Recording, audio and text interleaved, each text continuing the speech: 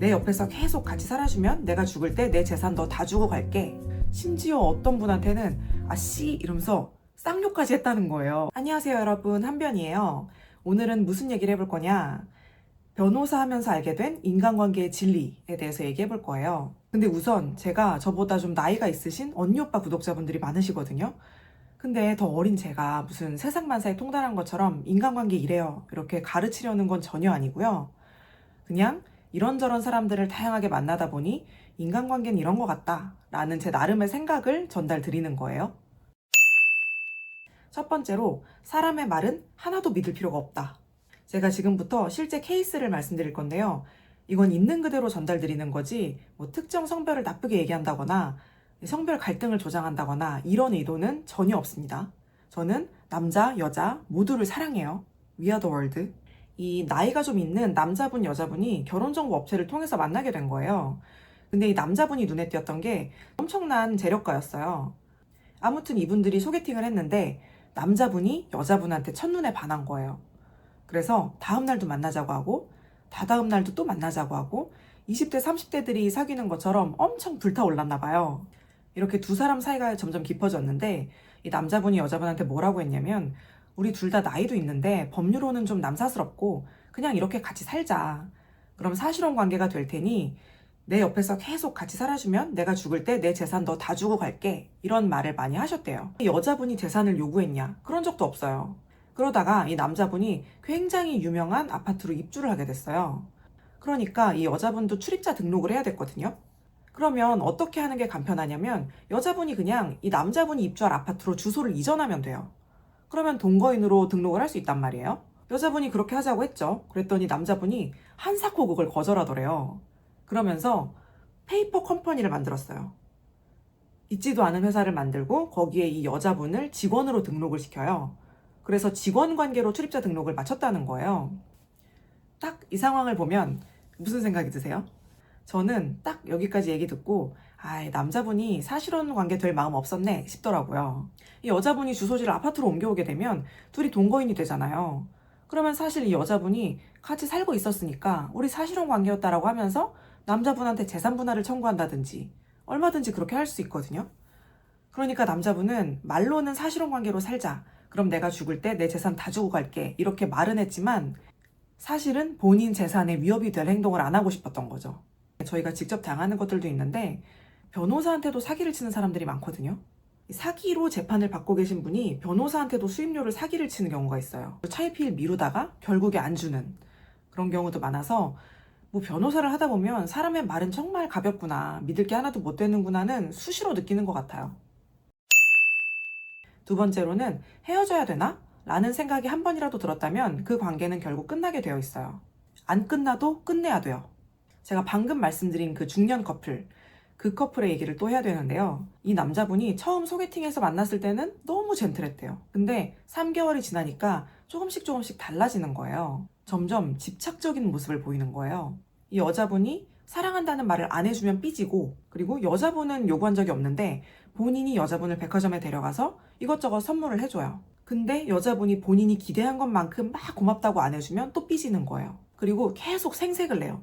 아까 이거 사줘서 좋았어? 이거 마음에 들어? 이런 식으로 계속 생색을 내는 거예요. 이 여자분은 한 번도 선물 같은 걸 요구한 적이 없대요. 근데 계속 선물을 사주더니 장문의 카톡으로 호의가 계속되면 권리인 줄 아나요? 뭐 이런 카톡을 보내기도 하고, 본인이 서운한 게 생기면 이 여자분한테 전화를 해서 밤새도록 통화를 하고 닥달을 하고, 여자분은 이때부터 이 남자 좀 이상한데? 라는 생각을 했대요. 근데 이 여자분도 굉장히 우유부단한 성향이어서 헤어지자고 통보했다가 남자분이 찾아와서 다시 잘하겠다, 앞으로는 집착 안 하겠다, 이런 얘기를 하면 또 용서해주고, 또 헤어지자고 통보하고 용서해주고, 이 과정이 계속 반복된 거예요. 근데 이 과정에서 남자분의 집착 성향, 그리고 본인이 마음에 안 드는 게 있으면 계속 사람을 들들 볶는 그 성향이 점점점 강해진 거예요. 그래서 나중에 여자분이 헤어지자고 최종 통보를 하니까 협박을 하기 시작했어요. 죽여버린다. 너희 집에 찾아가서 네가 꽃뱀이라는 걸 네 부모한테 다 얘기할 거다. 사람 붙여서 너 미행할 거다. 그리고 너희 직장까지 쫓아가서 네가 어떤 여자인지 내가 다 소문내겠다. 이런 협박을 계속했고, 또 여자분은 이 남자분이 실제로 재력도 있고 인맥도 있는 걸 알고 있었기 때문에 진짜로 그렇게 할 수 있을 거라고 생각했대요. 그래서 길거리를 지나다녀도 눈치를 보게 되고 혹시라도 나를 미행하는 사람이 없나? 직장도 마음 편하게 다닐 수가 없었다는 거예요. 사람이 찾아올까 봐. 그래서 여자분이 결국에 개명도 하고 정신과 치료도 오랫동안 받았어요. 근데 이 얘기가 여기서 끝이 아니죠. 이 남자분이 여자분을 사기죄로 고소를 했어요. 이 여자분이 차라리 좀 이상한데? 라는 생각이 들었을 때 바로 이 남자분이랑 헤어졌더라면 어땠을까? 그랬으면 이 남자분이 설령 똑같이 나왔다고 하더라도 어쨌든 본인이 시달린 총 기간 자체는 줄어들었을 거 아니에요. 지금은 몇 년을 사귀다가 마지막에 막판에 돼서 협박당하고 정신과 치료받고 이런 일이 터진 거라면 그때 한 3개월 사귀고 헤어졌으면 어쨌든 전체적인 기간 자체는 줄어들었을 거잖아요. 그래서 여자분이 너무 내 인생을 낭비한 것 같다. 그 사람 만나고 있던 시간이 너무 아깝다. 그런 얘기를 하시더라고요. 세 번째로, 좋은 사람이라고 해서 반드시 좋은 사람을 만나는 건 아니다. 왜 우리가 흔히 하는 말로 내가 좋은 사람이 되면 좋은 사람이 온다 이런 얘기를 하잖아요. 근데 제가 보면 정말 괜찮은 사람인데 인성 자체가 글러먹은 그런 배우자를 만나는 경우도 많아요. 그리고 어느 정도는 서로를 보완하게끔 만나서 결혼을 하나? 이런 생각이 드는 게, 정말 부지런한 분은 오히려 자기보다 좀 게을러서 본인이 부지런하게 챙겨줘야 되는 사람을 만나는 경우도 많은 것 같고요. 그리고 정말 착하고 희생적인 분이 이기적인 사람을 만나서 착취를 당한달까? 계속 그 사람을 위해서 희생하면서 사는 경우도 많은 것 같거든요. 이거는 제 직업 때문일 수도 있어요. 그래서 배우자 만나는 건 결국에 운이 아닌가 싶어요. 요새 드는 생각이, 요즘 들어서 더 조건을 많이 따지는 것 같아요. 마치 무슨 홈쇼핑으로 물건 사듯이. 뭐 경제력이든 뭐든 다 중요하지만 기본적으로 사람의 인성이 제일 중요하잖아요. 내가 계속 평생을 같이 살아야 되는데 인성이 기본도 안 되어 있는데 돈만 많은 사람, 그런 사람이랑 같이 산다고 해서 그 나의 인생이 행복할까요? 실제로 제가 상담을 할 때도 직업 좋고 돈도 많이 버는 분이 그 배우자를 굉장히 무시하고 면박을 주고 그런 경우도 많이 봐요. 뭐 얘기할라 치면 지금 그 얘기하는 거 아니잖아.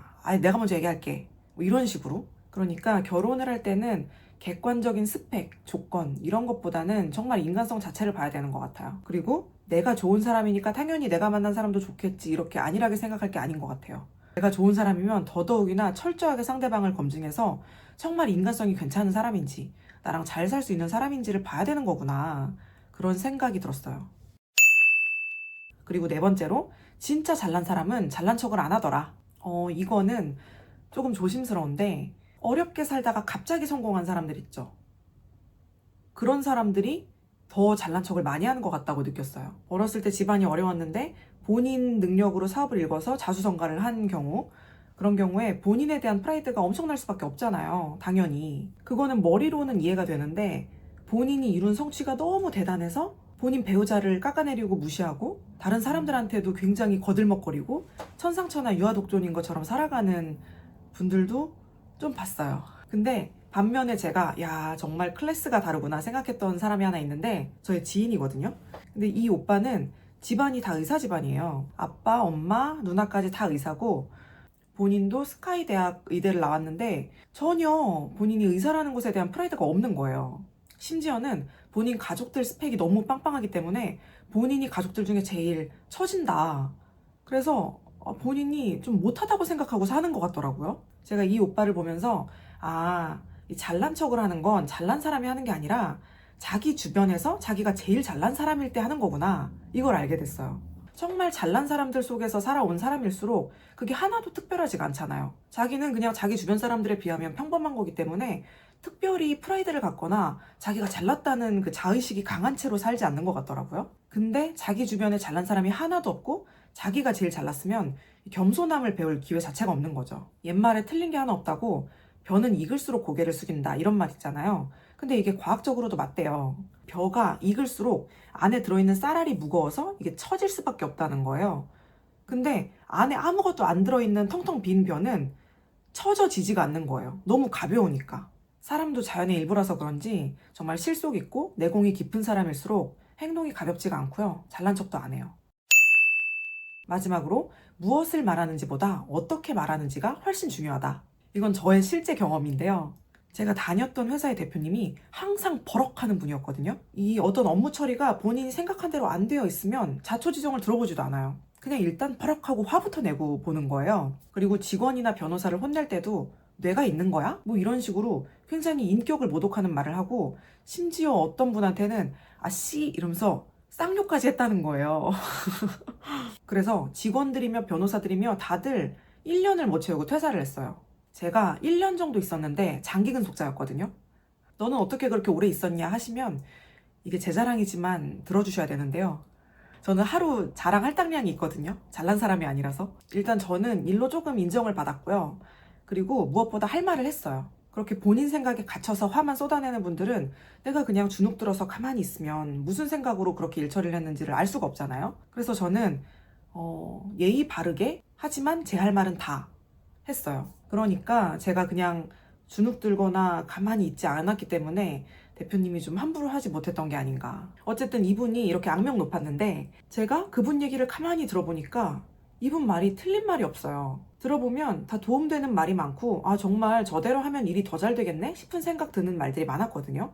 왜냐하면 이분이 경력 자체는 정말 좋은 분이셨단 말이에요. 근데 직원들이며 변호사들이며 그 말의 내용을 듣기 전에 이분이 인격 모독을 하고 버럭 화를 내니까 사람의 방어 기제가 발동하는 거예요. 그래서 사실은 피가 되고 살이 되는 조언일 수 있는 것도 못 듣게 되는 거예요. 만약에 그분이 똑같은 말을 하되 방식만 바꿔서 좀 더 차분하게 얘기했으면 그러면 다들 와 여긴 정말 많이 배울 수 있는 곳이네 이렇게 생각하고 오래 근무했을 것 같아요. 그래서 제가 이분을 보면서 아무리 좋은 선물이어도 그걸 싸놓은 포장지가 쓰레기 봉지면 사람들은 쓰레기인 줄 안다 라는 걸 깨달았어요. 오늘은 이렇게 제가 변호사를 하면서 나름대로 깨달은 점들을 얘기해봤고요. 여러분은 이 얘기를 어떻게 생각하시나요? 댓글로 남겨주세요. 그리고 오늘 얘기가 재밌었다면 좋아요, 구독도 부탁드릴게요. 그럼 저는 다음에 뵙겠습니다. 안녕.